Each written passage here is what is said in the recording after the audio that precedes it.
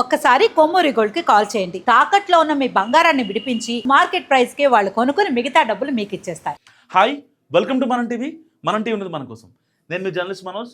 తన వల్లే విడాకుల, ఎవరి వల్ల విడాకులు?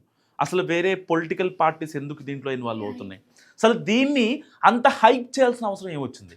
డైరెక్ట్గా విజయ్ వాళ్ళ వైఫ్ ఈ సంగీత ఎవరైతే ఉన్నారో ఆవిడే బయటకు వచ్చి నాకు అసలు విజయ్ వద్దు, కొన్ని సెక్షన్లు ఉన్నాయి బిఎన్ఎస్ ప్రకారం. ఒకవేళ ఇతను హింసించాడనో మానసికంగా బాధ పెట్టాడనో అక్కడ తేలితే ఈవిడికి విడాకులు వచ్చేస్తాయి, సింపుల్, దాంట్లో డౌట్ ఏం లేదు. కానీ మరి 1999లో వీళ్ళ పెళ్లి జరిగింది కదా. 1999లో పెళ్లి జరిగింది, వీళ్ళకి ఇద్దరు పిల్లలు ఉన్నారు. ఒకళ్ళేమో 25 సంవత్సరాలు, ఒకళ్ళేమో 22 సంవత్సరాలు. సో చాలా పెద్ద పిల్లలు. మరి పిల్లలు పెద్దవాళ్ళు అవుతున్నారని తెలుసు, మరొక 4-5 ఏళ్ళలో వాళ్ళందరికీ పెళ్ళిళ్ళు అయిపోతాయని తెలుసు. మరి ఇలాంటి నేపథ్యంలో సంగీత ఎందుకు డెసిషన్ తీసుకుంది? నిజంగా ఏ పొలిటికల్ పార్టీ దీంట్లో ఇన్ఫ్లుయెన్స్ అవ్వలేదు అనుకోవచ్చా మనం? అసలు ఇష్యూ ఎక్కడ స్టార్ట్ అయింది? సరిగ్గా వీళ్ళిద్దరూ స్పెయిన్ వెళ్ళారు, అక్కడ ఇష్యూ స్టార్ట్ అయింది. అండ్ రీసెంట్గా ఒక హీరోయిన్ పెళ్ళికి వీళ్ళిద్దరూ ఒక ప్రైవేట్ జెట్లో వెళ్ళారనే వార్తలు కూడా గుప్పమంటున్నాయి.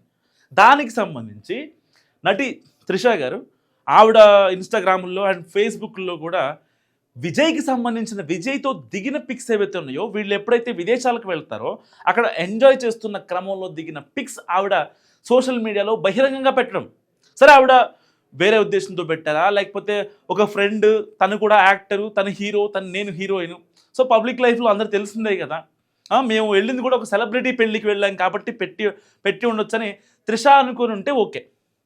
కానీ అక్కడ ఎవరి మనోభావాలు ఏంటో తెలుసుకోకుండా ఈ పబ్లిక్ లైఫ్లోకి రావడం, పర్సనల్ లైఫ్ని బయట పెట్టుకోవడం అనేది నిజంగా అక్కడ ముగ్గురు చేస్తున్న తప్పే ఒక రకంగా.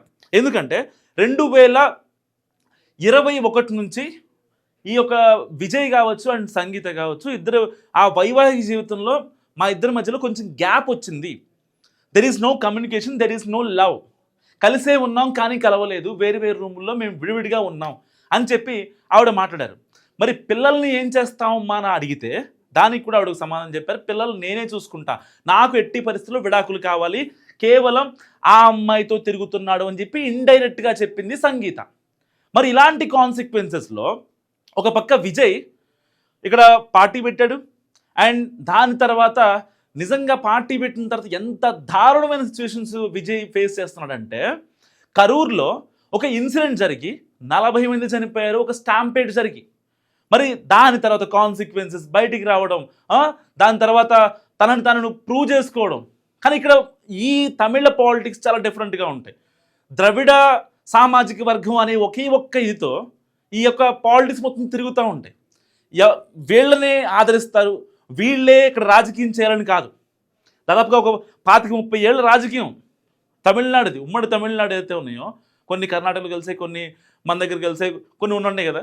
సో ఉమ్మడి తమిళనాడులో పార్టీ పాలిటిక్స్ మనం చూసుకుంటే ఎవరు కూడా ఎక్కువ రోజులు ఉంటారు. ఒకవేళ ఆదరించారే అనుకోండి, ఇంకా వాళ్ళు నెక్స్ట్ లెవెల్లో చూసుకుంటారు. వాళ్ళు సినిమా యాక్టర్లు అయినా, పొలిటీషియన్స్ అయినా, సామాజికవేత్తలైనా, ఎవరైనా సరే చాలా గట్టిగా చూసుకుంటారు. సో ఇప్పుడు తమిళనాడుని వెళ్తుంది డిఎంకే పార్టీ.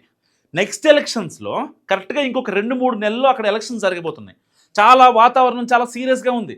ఎలాగైనా సరే తమిళనాడులో బీజేపీ పాగా వేయాలి, టీవీకే విజయ్ సహకారంతో అని చెప్పి చాలా గట్టిగా ప్లాన్ చేస్తున్నారు మోడీ షా. సో ఇటు కాంగ్రెస్ కూడా ఎలాగైనా సరే డిఎంకేతో కలిసి మనం సీట్ల సర్దుబాటు చేసుకొని ఎలాగైనా సరే మనమే పోటీగా ఉండాలి, ఇండియా కూటమి మాత్రమే గెలవాలని చెప్పి రాహుల్ గాంధీ ఆలోచిస్తున్నారు. మరి ఇన్ని కాన్సిక్వెన్సెస్లో ఇప్పుడు టీవీకే పార్టీ చీఫ్ విజయ్ మధ్యలోకి ఎంటర్ అయ్యారు. ఇక్కడ ఎవరెవరికి పోటీ లేదు, కేవలం డిఎంకేకి, ఇక్కడ టీవీకే పార్టీకి తప్ప బీజేపీని ప్రజలు దేకట్లేదు అని చెప్పి చాలా గట్టిగా స్ట్రాంగ్ కౌంటర్ ఇచ్చారు. అప్పుడు బయటకు వచ్చింది ఈ కాంట్రవర్సీ. ఎందుకు? ఒక బీజేపీ నాయకుడు వచ్చి, సోకాల్డ్ బీజేపీ ఒక నాయకుడు వచ్చి, లేదు నీకు ప్రజలను అర్థం చేసుకోవాలి, ఫస్ట్ నువ్వు ప్రజలను అర్థం చేసుకోవాలి అంటే నువ్వు ప్రజల్లో తిరగాలి అంటే నటి త్రిష వాళ్ళ ఇంటి నుంచి నువ్వు ఫస్ట్ బయటికి రావాలని చెప్పాడు. సో దానికి సంబంధించి త్రిష గారు రియాక్ట్ అయ్యారు, అండ్ యాక్టర్ విజయ్ రియాక్ట్ అయ్యాడు, అండ్ విజయ్ ఫ్యాన్స్ కూడా చాలా గట్టిగా బీజేపీని ఆడేసుకున్నారు. అలా ఎలా అంటారు, అంత పర్సనల్గా మీరు అలా వెళ్ళకూడదు కదా అని చెప్పి చాలా గట్టిగా మాట్లాడారు. సో ఆ ఇష్యూ క్లోజ్ అయిపోయింది. సో ఇలాంటి నేపథ్యంలో ఇప్పుడు ఏం చేయాలో అర్థం కాని సిచ్యువేషన్లో ఇప్పుడు విజయ్ ఉన్నాడు. పార్టీ పెట్టినప్పటి నుంచి చాలా ఇబ్బందికరమైన పరిస్థితులు. ఒక పక్క లాస్ట్ సినిమా అయితే పార్టీ పెట్టిన తర్వాత కూడా షూటింగ్ కంప్లీట్ చేసిన సినిమా అయితే ఉందో అది కూడా విడుదలకు నోచుకోలేదు. కొన్ని సెన్సార్ అడ్డంకులు. మరి కావాలని బీజేపీ చేస్తుందా, లేకపోతే ఎలాగైనా సరే యాక్చువల్గా ఏదైతే కరువు స్టాంప్ అయ్యేటప్పుడు విజయ్ అరెస్ట్ అవ్వాల్సింది. ఆబ్వియస్లీ 40 మందికి చావుకి ఇండైరెక్ట్ కారణమయ్యాడు. అక్కడ డైరెక్ట్గానే కారణమయ్యాడు. చాలా చిన్న ప్లేసు, దాంట్లో 10,000 మంది వచ్చారు. 10,000 మందికి సరిపడా, కనీసం 5,000 మందికి సరిపడా కనీసం వాటరో లేకపోతే వాళ్ళకి ఏదైనా కావాలో మెడికల్ ఎమర్జెన్సీ ఏమీ పాటించాల, సెక్యూరిటీ ఏం లేదు. సో అలాంటి చోట 40 మంది ప్రాణాలు కోల్పోతూ ఊపిరాడక అదొక ఘోరమైన స్టాంపేడ్ 2025లో తలుచుకుంటేనే కళ్ళమ్మ నీళ్ళు వస్తాయి. అలాంటి సిచ్యువేషన్లో యాక్చువల్గా చెప్పాలంటే విజయ్ అరెస్ట్ అవ్వాలి. సరే కొన్ని కాన్సిక్వెన్సెస్ సిబిఐ వాళ్ళు వీళ్ళు ఇంకా ఎంక్వైరీ సంస్థలు అవి అన్నీ వచ్చాయి.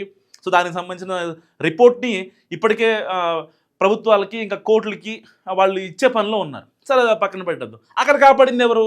బీజేపీ కదా. ఇక్కడ మరి సేమ్ అంటే ఒక రకంగా విజయ్ని అడ్డు పెట్టుకుంటే మనం అక్కడ జెండా పాతగలం అనే ఒక ఉద్దేశంలో ఇప్పుడు బీజేపీ ఉన్నట్టు కనిపిస్తుందని చెప్పి పొలిటికల్ పండిట్స్ చాలామంది మాట్లాడుతున్న పరిస్థితి. ఎందుకు ఆ మాట అంటున్నారంటే 2021 నుంచి వీళ్ళిద్దరి మధ్య గొడవలు ఉన్నాయి. అవునా?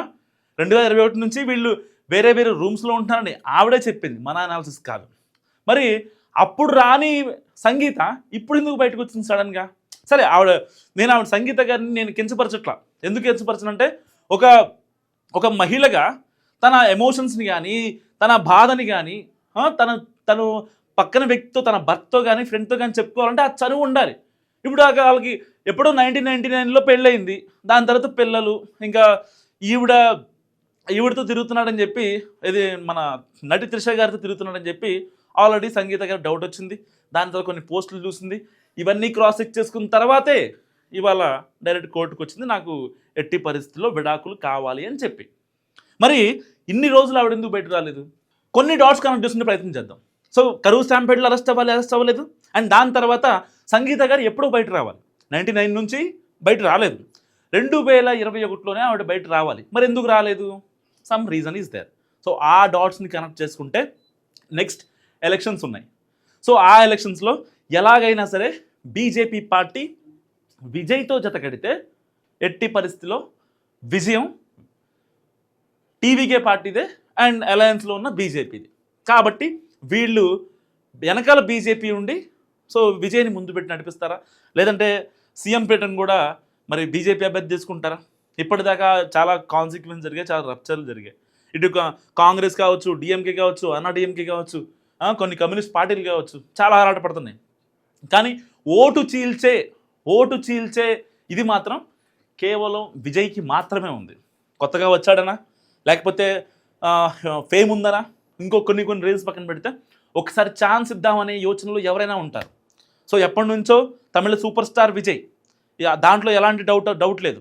కానీ తన ఫేమ్ని డీఫేమ్ చేయడం కోసం కొన్ని శక్తులు ప్రయత్నిస్తున్నాయి. అండ్ అక్కడైతే ఒక రప్చర్ జరిగింది, తన పర్సనల్ లైఫ్లో ఒక రప్చర్ జరిగింది, అది క్లారిటీ. దాన్ని ఎవరు తప్పట్టడం లేదు. జరిగిన దాన్ని ఇప్పుడు రాజకీయం చేస్తే వచ్చే ఎన్నికల్లో ఎలాగైనా సరే ఇతన్ని మన వైపు తిప్పుకోవచ్చు అనేది కొన్ని జాతీయ పార్టీల ఆలోచనగా తెలుస్తుంది. మరి మీరేమనుకుంటున్నారో ఈ ఎంటైర్ ఎపిసోడ్ గురించి మస్తు కామెంట్ చేయండి. చూస్తున్నాండి మనం టీవీ.